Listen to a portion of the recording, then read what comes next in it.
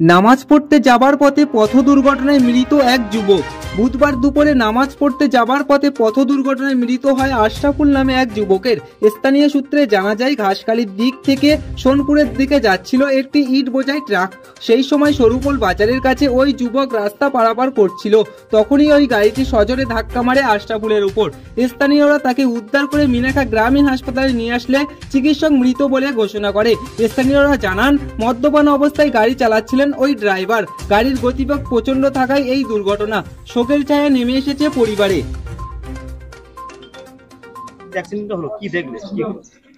এখন আমরা সব বন্ধুরা বসেছিলাম, আর ও হচ্ছে আমাদের বন্ধু, একটা দোকানে বসেছিলাম। এখন ও আমাদেরকে বললো, আজান হচ্ছিল, তখন আমাকে বললো যে আমি চলে যাচ্ছি, নামাজ পড়তে যাবো, রোজা রেখেছিল, নামাজ পড়তে যাই বলে। আমি ঠিক আছে যা। এবারে ও রাস্তা পার হয়েছে, রাস্তা যেই পার হয়েছে দুই এক পা গিয়েই একদম একটা ইটের গাড়ি খুব স্পিড আসছিল, এসে ওর পিছনে ধাক্কা মেরে চলে গেছে, এটাই। আর তারপরে এটা 12:30 12:32 কি 33 এরকম।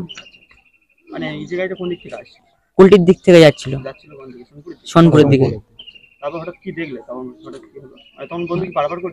না না, ও গিয়ে দেখি ওখানে পড়ে আছে, ছটফট করছে।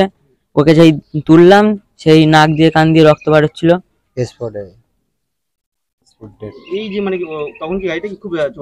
হ্যাঁ, খুব জোরে আসছিল।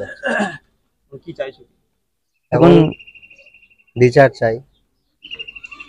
চাই গাড়িওয়ালা যাতে মানে সাজা হয় এই বিষয়।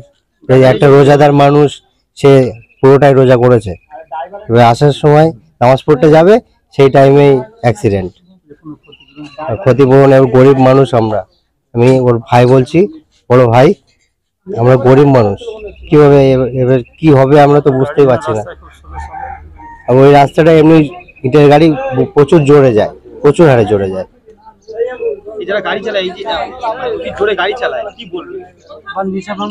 হ্যাঁ, নেশাভান করেছে অবশ্যই, না হলে এত জোরে যাবে না। সামান্য ছোট টার্নিং, যে টার্নিং এ রুখে দিলে মানে মানুষটা বেঁচে যেত, আজ আমার ভাইটা বেঁচে যেত। কি আর বলবো, এবার যেন ভালো হয় প্রশাসনের কাছে। থানার লোক তো দেখে এসছি যে গাড়ির ওখানে গাড়ি নিয়ে যাওয়ার জন্য ও রেডি হয়ে আছে। প্রশাসন নজর দৃষ্টি আকর্ষণ করছি যে এই ধরনের যেন অ্যাক্সিডেন্ট না হয়। প্রচুর হারে এই হালুয়া থানা অ্যাক্সিডেন্ট হয়ে চলেছে। আজ আমার ভাই গিয়েছে, অন্যদিন অন্য ছেলে যাচ্ছে, কারোর মানে প্রচুর অ্যাক্সিডেন্ট হচ্ছে। এই হিসেবে তোমার মানে প্রশাসনের কাছে আস্থা রাখছি যে যেন ভালো বিচারটা হয়। আসাদুল মোল্লা। যে এই যে ড্রাইভারটা পালিয়েছে, সেই ড্রাইভারকে দ্রুত ধরার জন্য, ঠিক আছে, তার অ্যারেস্ট করুন, উচিত শিক্ষা দেওয়ার জন্য। একটা প্রাণহানি হয়েছে, জান চলে গেছে, সেই জন্য ড্রাইভার মদ খেয়ে গাড়ি চালাচ্ছিল মাদক অবস্থায়। তার জন্য প্রশাসনকে বলছি দ্রুত একদম অ্যারেস্ট করুন। প্রায় সময় তো দেখা যায় যে অ্যাক্সিডেন্ট গুলো হয়, বিভিন্ন জায়গায় বিভিন্ন ভাবে অ্যাক্সিডেন্ট হয়। দ্রুত গাড়ি চালানোর জন্য অ্যাক্সিডেন্ট গুলো প্রচুর হারে হয়। এই যে আজকে এই যে সেটা হয়েছে, রোজা অবস্থায় ছিল।